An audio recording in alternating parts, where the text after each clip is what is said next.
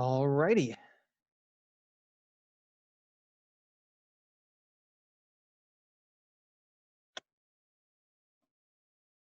Welcome back, everyone.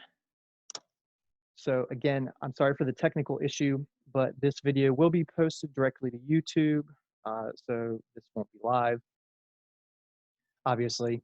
Again, welcome to the new format. These videos will always be posted before our class starts in the future. I might be off by like 15 minutes a day, and I apologize for that.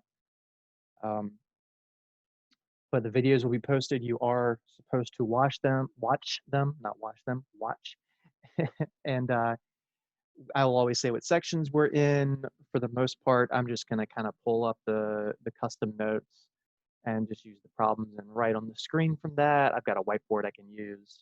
I will always say what section we're in.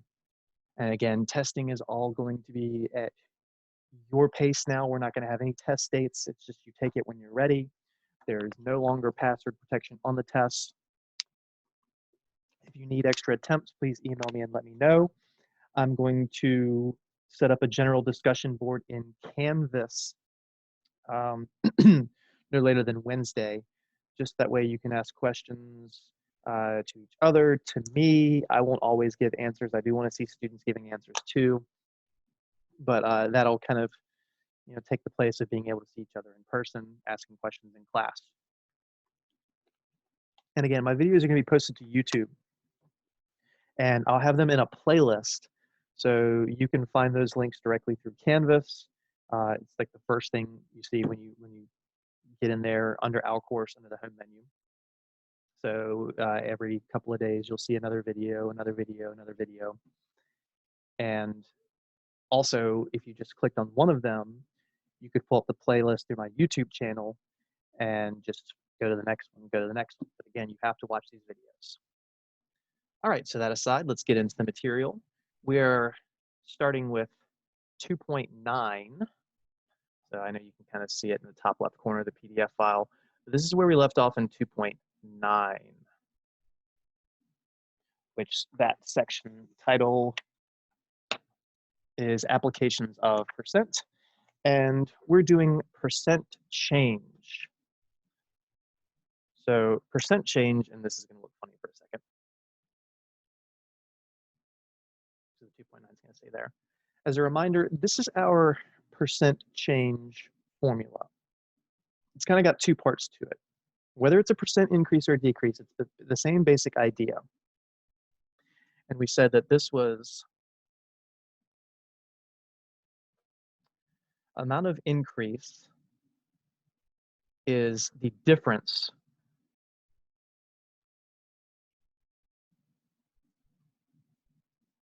of the larger and the smaller. So the change, and change means increase or decrease. That's the difference of those two things. So the change is the large,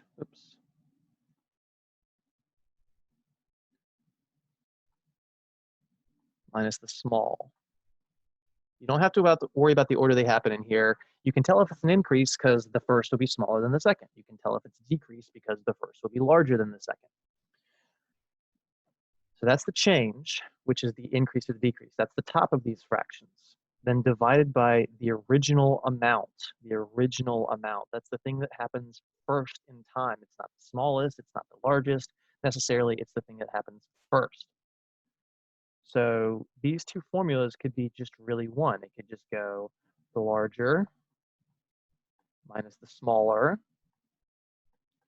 divided by what happens to, divided by the original, what happens first in time. And then this is basically the formula. It's just after that, you convert to a percent. So this 6a, identify if there's an increase or decrease and find the amount of increase or decrease. We're not even going to go into the formula. We just want to find the change and talk about whether it's an increase or decrease. So change is the difference. That's 421 minus 314. So 421 minus 314, that's 107. That's the change. Now we went from 300 to 400, which means it went up. So that's an increase.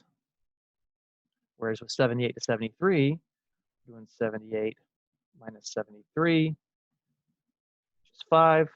And we went from a larger to a smaller, so that's a decrease. Oops. It's a decrease. And these are just the changes. The percent change formula we'll get into next. That's where we take the larger minus the smaller, what we were just doing, but then we also do an extra step in dividing it by the original and converting it to a percent.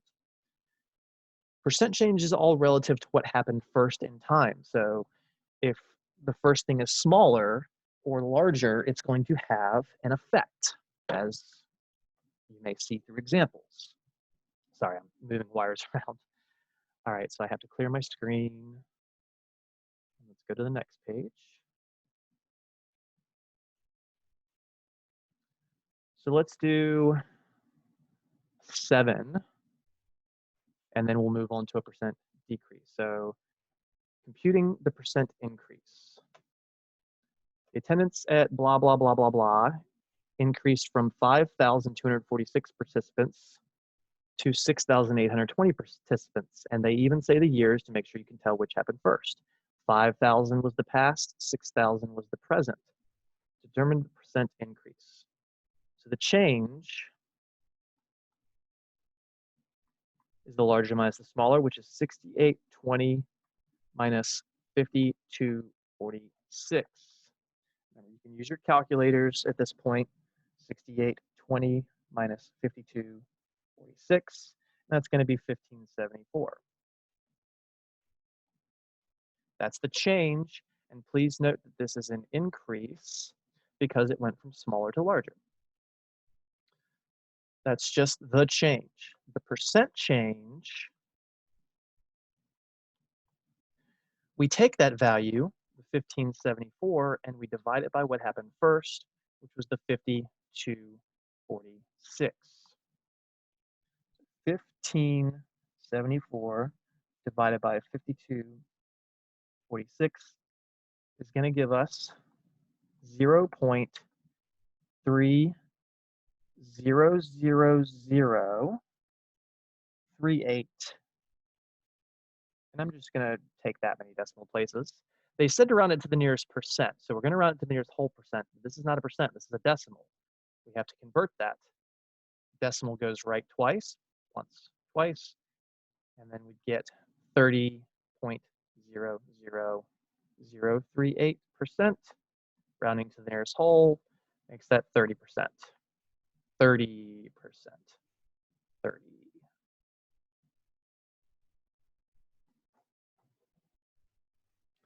All right, not too bad. Let's try a percent decrease problem.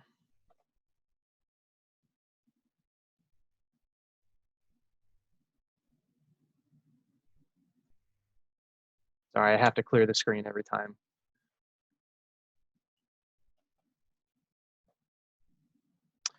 All right, ice cream.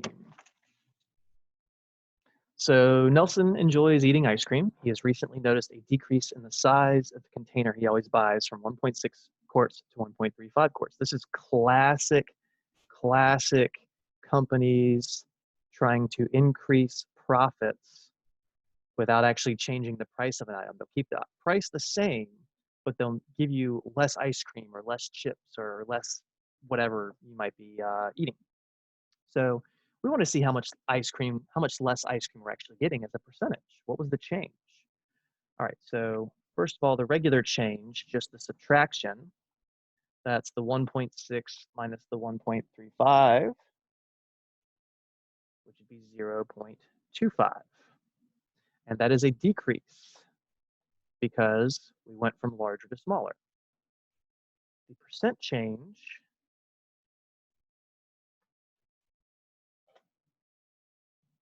is that total change of 0.25 divided by the original, the thing that happened first. And the 1.6 is what happened first.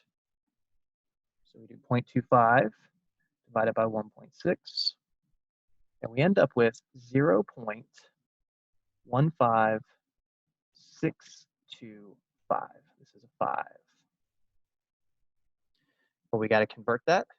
And this is one of the most common issues is people forget to convert this to 15.625%. Now, they did not say to round, so that's the answer.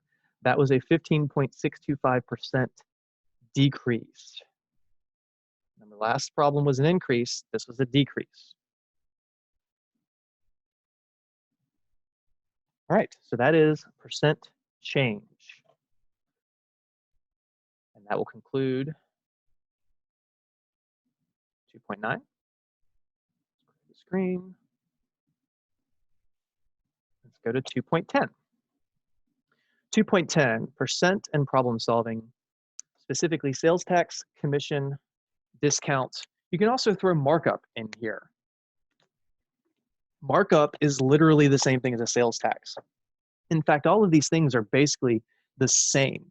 And these are going to be some formulas that are on your formula sheet that you can find in Connect Math under, was it course resources? I can't remember the exact name, but I've showed y'all several times, like where the syllabus is. Also, the percent change formula is in there, but it's not written out like I was handwriting. It's written as it was in the actual printed notes. So just be aware of that. It doesn't necessarily give you every little bit of information with that percent change formula. So sales tax, commission, discount, and markup, all four of these things are the exact same thing. It's, you take a, I gotta put annotate on. You take a base price times your tax rate, not necessarily a tax rate, just a rate, a percent as a decimal, and then that will give you your sales tax, or it'll give you your commission, or it'll give you your discount, or it'll give you your markup. So those are all the same thing, really. All the same thing, really. So sales tax, commission, discount, and markup are all basically the same idea. For sales tax, discount, and markup, you'll have to find a new price, a total price. So specifically, let's talk about sales tax. Our total price is equal to the original price plus the sales tax. Now, when we say the words sales tax together like that, that's a dollar amount. Sales tax rate implies the percentage. So in particular, let's do 1A, and then we'll kind of move on. You have a $45 item that has a 7% sales tax rate. That means that the amount of the tax, you would take the $45 times the 7%. 7% as a decimal is 0.07. You're moving its decimal left twice. And then 45 times 0.07 would give us $3.15. So that would be the amount of the tax. That's how much Uncle Sam gets. I forgot my dollar symbol. And then the total cost, you're just adding the original cost of 45, the amount of the tax of 315, and 45 plus 315 would be 48.15.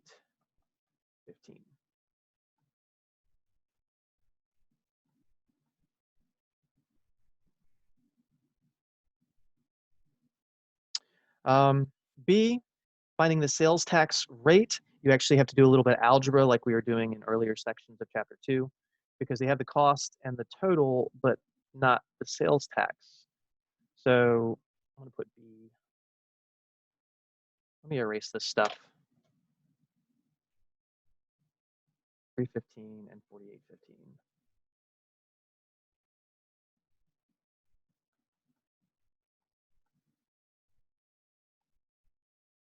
So the cost of the item is the 2150. If I use this formula up here, this version of it, the amount of the sales tax, that's what goes on the left. The amount of the sales tax is the $1.29. 1.29 equals, the tax rate is unknown, so we can call that X, times, And then the original cost of 2150 goes here, 21.5. So this is where we have a variable times a number, so we had to divide both sides by that number, which was the 21.5. And it turns out that 1.29 divided by 21.5 is 0.06. Now that's the sales tax rate. As a decimal, you have to convert it. This is a very common issue. And when you move that decimal right twice, you'll get 6%. And then the total cost would be the 2150 plus the 129, which would be, what's that, $22.50 and 79 cents. So $22.79. So you can do C and D on your own if you want, but we do need to move on. Oops.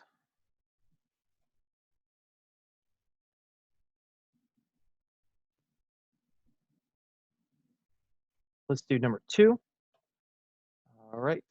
So a refurbished desktop computer sells for $283, and it has a sales tax of 6%, which is also Virginia's, so that's kind of cool. What is the total bill? Well, it's actually not Virginia's, it's Hampton Roads, Richmond's, and Nova, not that it matters. So we have our original cost, we have our tax rate, so we can find our sales tax by multiplying those two things. It's the tax rate of 6%, but as a decimal, 6% is 0.06 when you move its decimal left twice, then times the $283, and 0.06 times 283 is 1698. It's a larger number than the ones we were doing in problem 1. $16.98. But that's because the base cost is a lot more, almost $300 versus 45 and 20 bucks.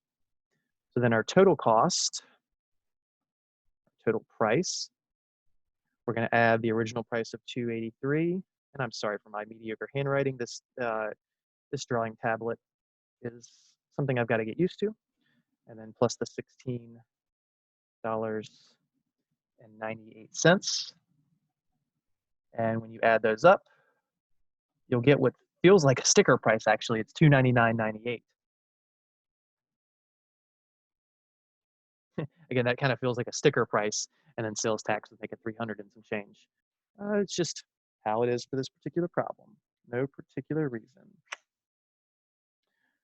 All right, so that is sales tax.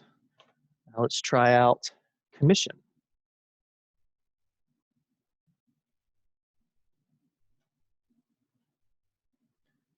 Now, commission is a commission rate times total sales. It's a rate times the dollar amount. It's the exact same idea as sales tax. It's the exact same idea as markup. It's the exact same idea as discount.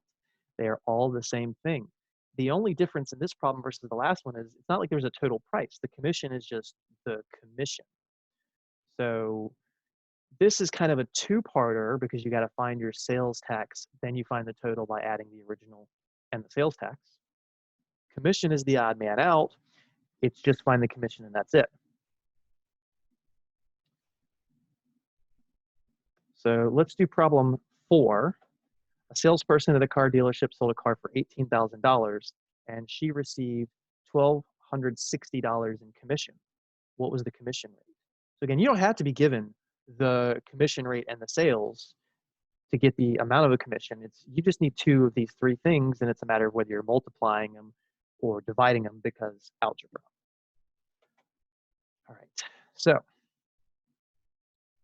we have our amount of commission, that's the 1260. The commission is the 1260. You have to read, you have to pay attention. Without that, you're not going to be able to do any of this. Paying attention is important. So we get 1260, that's the left side of that red equation, equals the commission rate, that's the unknown, that's our X, times the total sales, that's the 18,000. Again, this is just like the very last, not the very last problem. This is like problem B from example 1. So you got your number times a variable. So I'm not just multiplying the 18,000 and 1260, they're on opposite sides of the equation. I have to divide both sides to get rid of the 18,000. To divide both sides by 18,000 because that's the number paired with the variable. So they cancel like that. And then we do 1260 divided by 18 grand, and that's 0.07. So the left side is the 0.07, the right side is the x. But again, we have to convert this.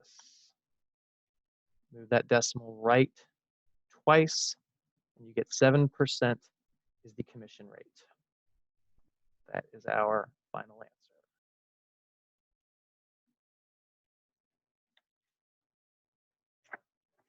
So commission, not too bad. How about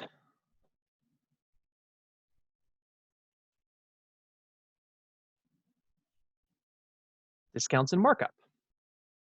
Again, looks pretty familiar. Rate times price, rate times price. A discount means that you're going to be subtracting. Discounts mean you pay less. So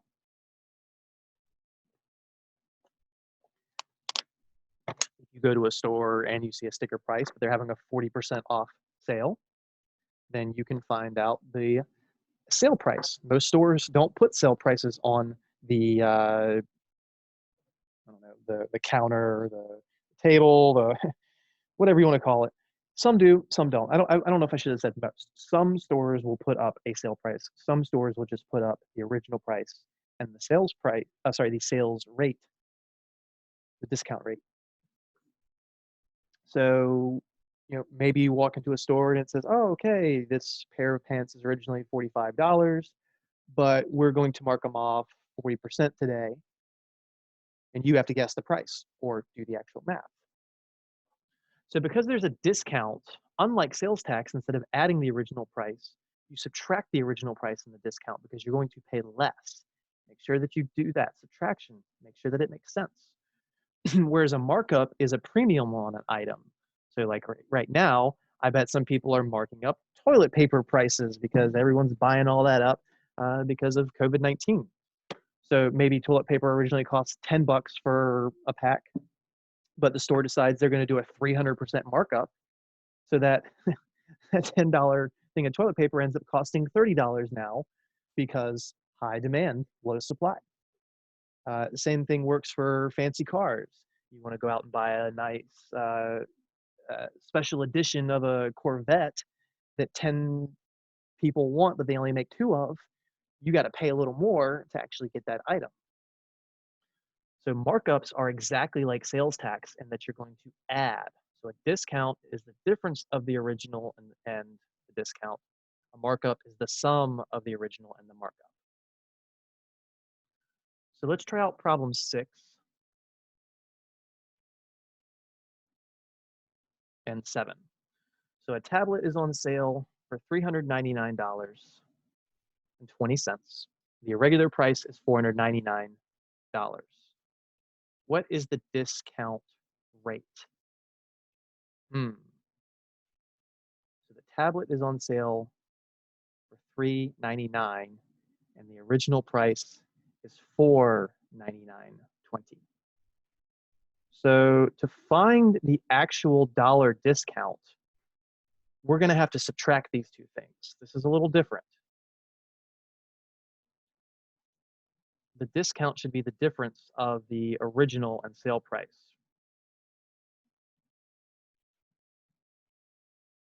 And I can't scroll up and leave this on the screen like that. Well, I can. It's just going to look ugly for a second. If you algebraically rearranged this blue formula right here that I'm hovering over, if you move the sale price over and the amount of the discount over, this is what you'll get. It's we just kind of hope that you understand you can take the difference of two to find the other. Okay, excuse me. So that says that the discount is the $499 minus the $399.20. And if you do that subtraction, it's 100 minus another 80 cents, so that's $99.80.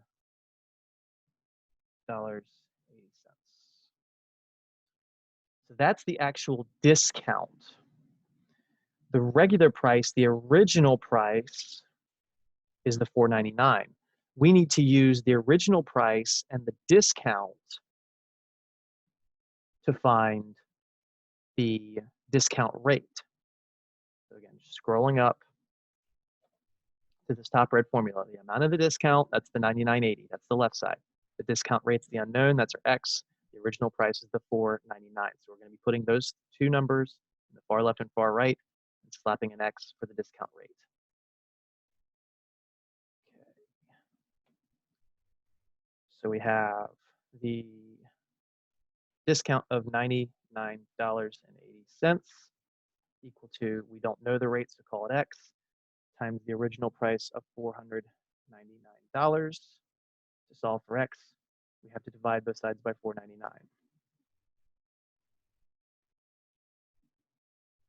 And if you do 99.80 divided by 499, you end up with 0.2. But again, you have to convert this. That decimal is going to go right twice, and you'll get 20% discount.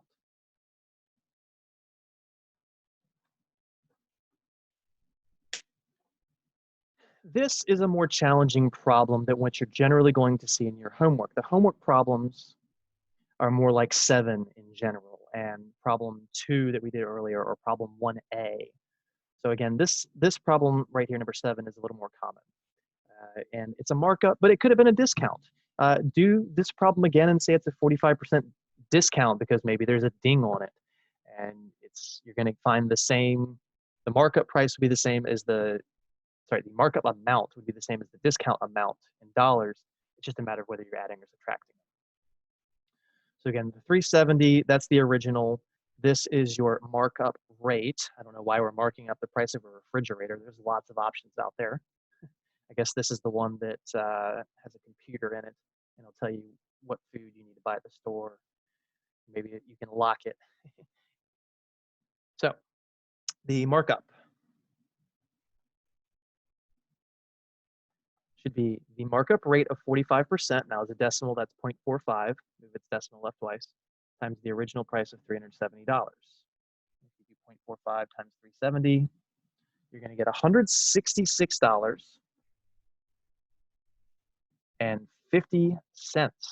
Now again, this is something you're paying more. You're paying a premium. This is a shiny fridge that everybody wants and they didn't make enough of. Again, or toilet paper right now, or chicken at the store, or just half of the stuff at the store. Desperate times we're living in.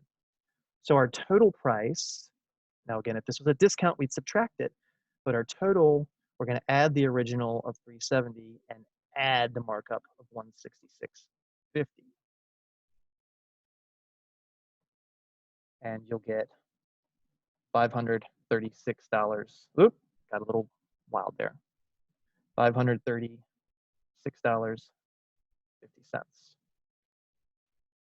And I don't really see people paying a premium like that on a refrigerator. This should have been a discount problem, but it is what it is.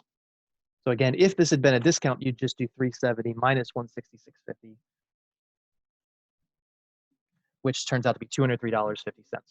But it wasn't a discount, so we have what we have. All right, so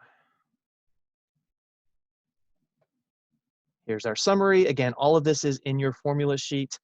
And I will admit, I don't like that all of this is in your formula sheet because this right here is everything. The dollar amount of something is the rate times the original.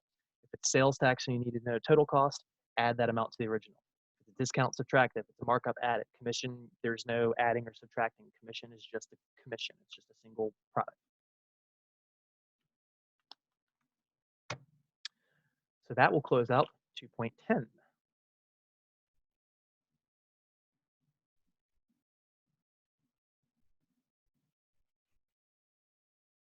Sorry, I'm looking for something.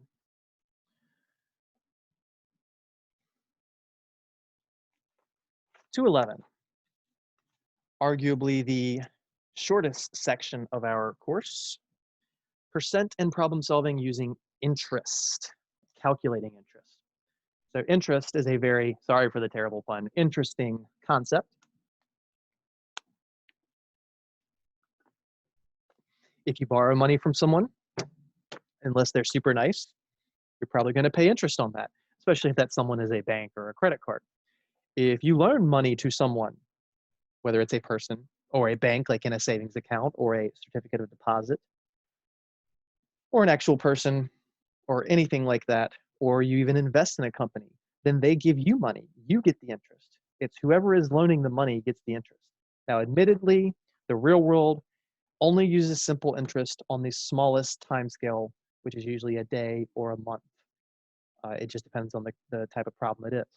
So this whole simple interest idea and the way that we're going to use it, quite honestly, in the real world, it doesn't play out like this. You're not going to use simple interest to find interest over a 4-year loan. You're not going to use simple interest to find interest over a 6-year loan. If you're talking about a car loan or a home loan or anything you're just making you're making constant payments on, the math is way more complicated than this. We are just dipping our toes in the water for the first time, and we're going to use a concept that really doesn't apply to long term. It's supposed to be used on a short term in this kind of iterative process that if you go into quantitative reasoning, we'll talk about that in there. But the simple interest formula is right here. I equals P R T. And again, I believe this is in your formula sheet. So interest, I, that's a dollar amount. That's the free money that someone's getting. So if you are the person lending money, then the I is what you get. If you're the person borrowing money, then the I is what the other people are getting. P is the principal. This stands for what you started with. The principal is what you start with. Rate is the interest rate, and just like always, we're going to have to convert this to a decimal. It's a very common theme in this class, just math in general.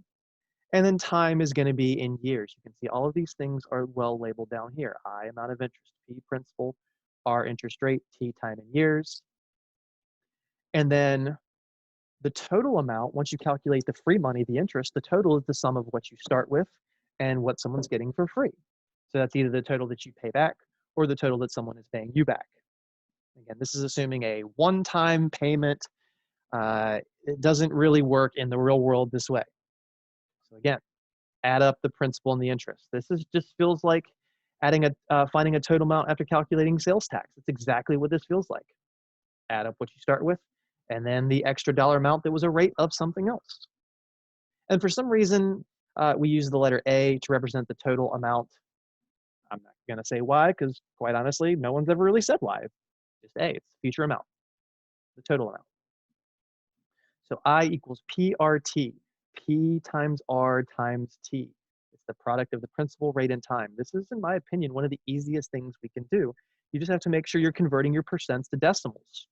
That's it. That's the whole thing. How do you find the total? Add what you started with and what you get in interest.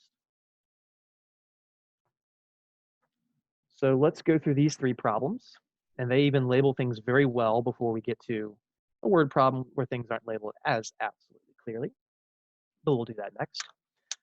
Gotta have a sip of water, excuse me.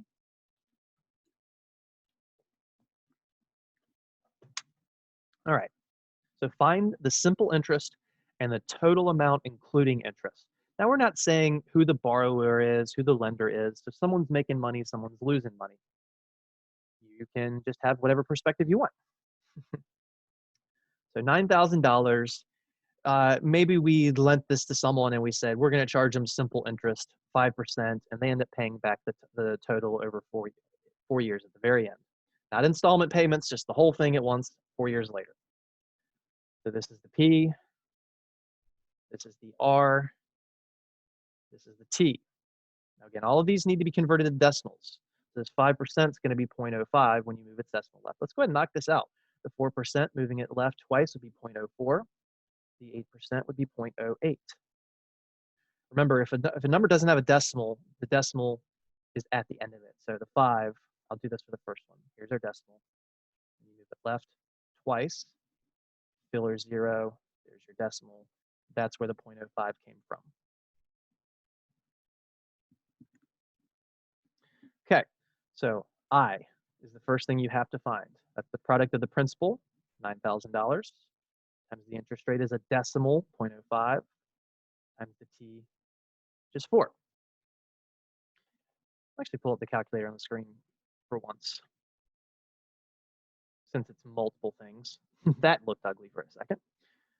Let's clear that. So we got our 9,000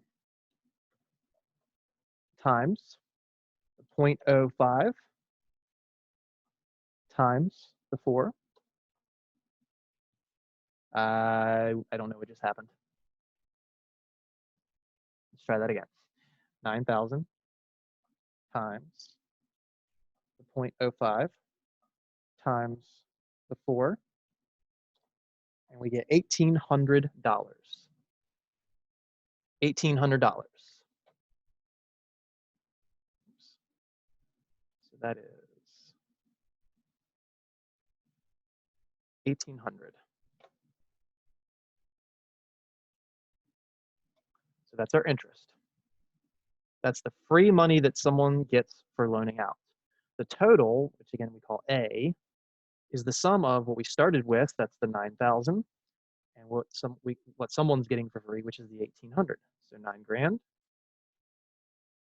plus the 1,800, and just adding the 9 and the 1, you get 10. Drag the 8, so that's $10,800.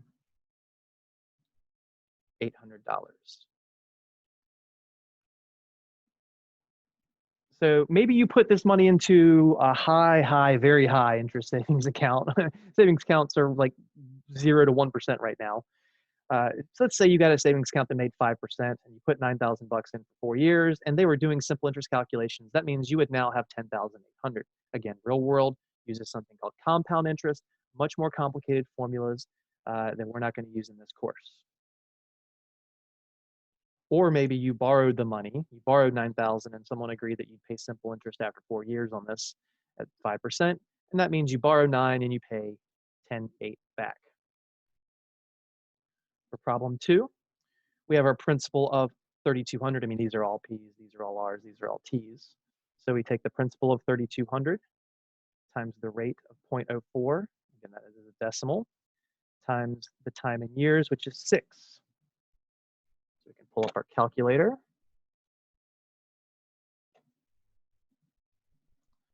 So that is 3,200 times 0.04 times 6, and we get $768.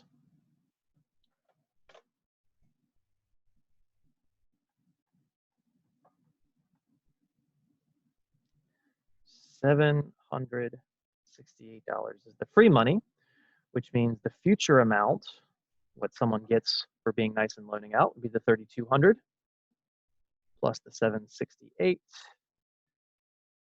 which would be 3,968, and then dollar simple.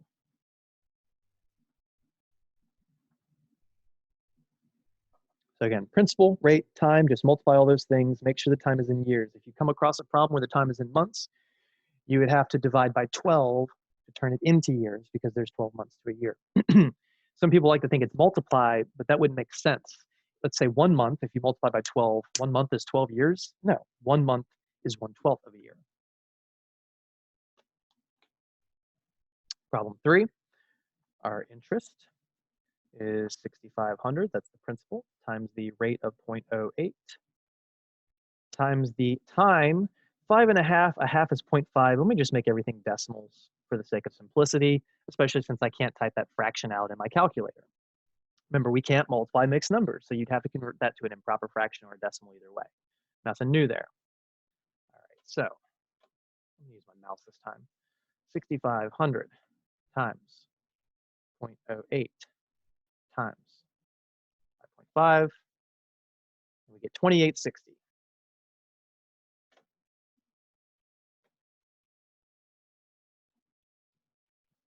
Nope, no decimal. Undo. I don't know why I put a decimal. So that's the free money, meaning that the future amount is the sum of the 6,500, what we started with, plus the free money of 2,860. And when you add those up, you should get 9,360.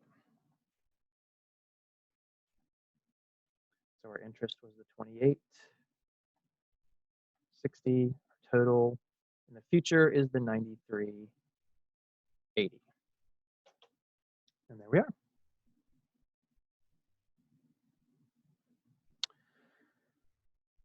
And again, I don't really feel like this should be on a formula sheet. It's just a product. It feels very much like sales tax, commission, discount, and markup, but with an extra thing, time. Let's try one more of these. Let me clear my screen. All right, so we're going to get an $11,200 loan. $11,200 loan. So that's a dollar amount. That's our principal. And we're going to pay this off in 4 years. That's our time. We're doing this with simple interest. Again, no one's doing this in the real world. The simple interest is 4%, which is a decimal is 0.04. Find the total amount she needs to pay back. Now, I didn't ask what the interest is, but you still have to find that to get the total, just like you have to find sales tax to get the total, just like you have to find the discount to get the total, or the sales price after a discount. So our interest, the product of principal rate and time, would be the 11,200 times the interest rate of 4%, which is the 0.04. Again, this, the 4% is the 0.04. I don't like they made the time and the interest rate the same number, but you can't control that. And then the time is the 4 years. And when we do this product, 11,200 times the 0.04 times 4, and we should get $1,792.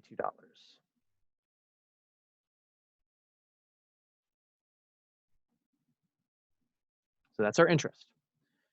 The amount you have to pay back is what we call the letter A, and nobody really cares what you call the letter, as long as you can find out the sum of the two things.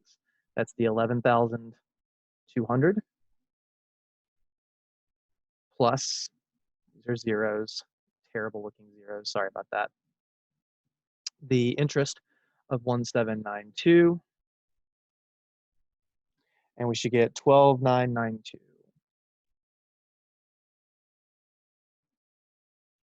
That is the amount to be paid back with this simple interest.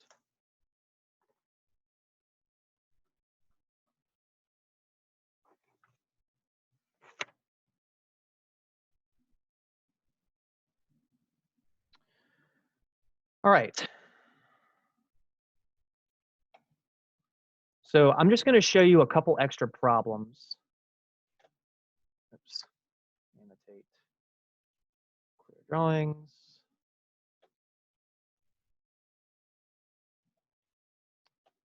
Let's go here. MTE notes. What is this? 211.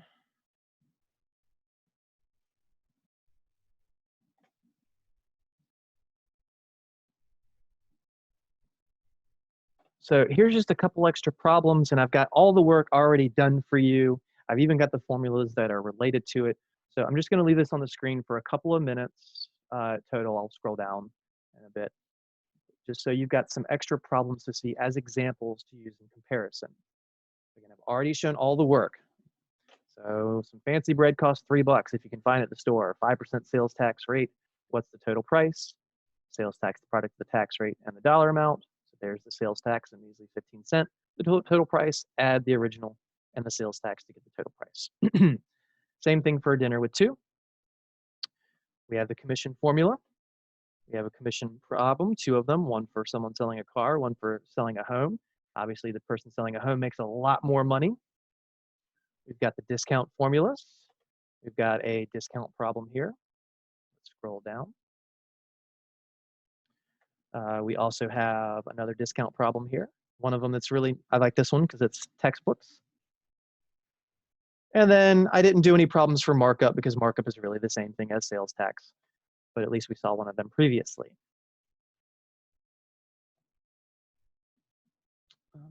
And then here's some more stuff with simple interest. Example 1A, find simple interest after 4 years on $7,000 at 2% and the total. So here's the interest calculation, here's the total calculation. B is very similar, C is very similar, D, And I don't think there's any in the homework or the test like this, but I at least want you to be able to see it. This one is 9 months, and I alluded to this earlier, that 9 months, you're gonna have to convert that to years. So you'll see that right here. 9 months is actually 0.75 years. And that's because 9 divided by 12, there's 12 months to a year, is 0.75. If you did 9 times 12, you get a very large number, and that wouldn't make sense. 9 months is not 9 times 12. 9 months is not 108 years. That makes no sense. 9 months is 0.75 years. So then you multiply your principal rate and time to get your interest amount, add that to get the total amount. So I'm going to call it a day here. So we have finished sections 9, 10, and 11, which means those are what are due by Wednesday midnight. So 9, 2.9, 2.10, and 2.11 are due Wednesday by 11:59 p.m. All right. So thank you very much for joining me today in this new way to deliver a class that I've never done until today. I miss seeing y'all in class. Please, again, once I have those discussion boards set up on Canvas, not under my math lab, it's under Canvas. Go in there, check it out, post questions, post answers. I'll peek my head in every now and then. But again, I am not going to just answer every single question. I need to see interactiveness, interactions between students as well. And I'm not going to count that as a grade, just consider this as being good students. That being said, have a great day, get that homework done, please catch up, get your tests done, get your quizzes done. If you need extra attempts, please email me and I will absolutely give you extra attempts, whether it's a quiz or a test. And yeah, have a good one.